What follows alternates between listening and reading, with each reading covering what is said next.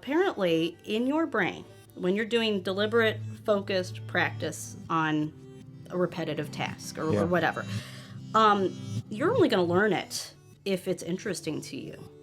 Right. Which sounds like duh, but still.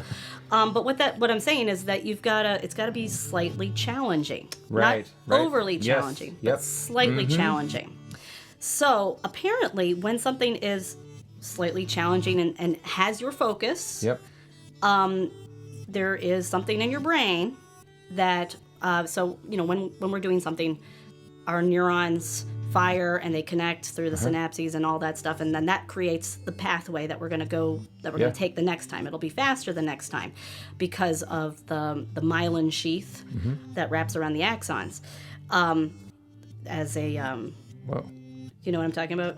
A little bit. A little bit. Just a little bit. So it's sort of like, you have a wire and you drive electricity through it, and you get more electricity stays if you have it more well insulated. Sure. So it's the same concept in our brains.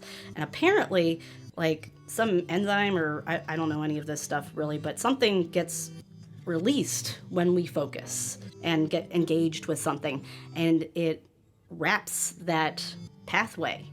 It's like, let's remember this. Let's really remember this. Yeah. And so, apparently, that's physiologically what is happening when you do that, right? Yeah. Okay, so there's that. That's deliberate practice, and that you don't need to do that very long. Right. Seriously, it's a lot less time than you think. Like a minute, maybe, okay? Or at a time, thereabouts, once you get it. And then he'd say, okay, you got to clear your memory for about 30 seconds. And now your job is to don't think about anything, just do it again.